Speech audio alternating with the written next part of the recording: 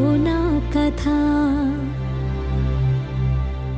అంతేనేమో అంతేనేమో అంతులేని వేదనేమో ఆడపిల్లను కదా. మళ్ళీ తిరిగి అడుగేసేది వచ్చిపోయే చుట్టూలానే. నేను పుట్టి పెరిగిన ఊరికి ఇంకా పైన పొరుగురిదాన్ని. కట్టదాటి గంగ నేడు కంట పొంగెనే.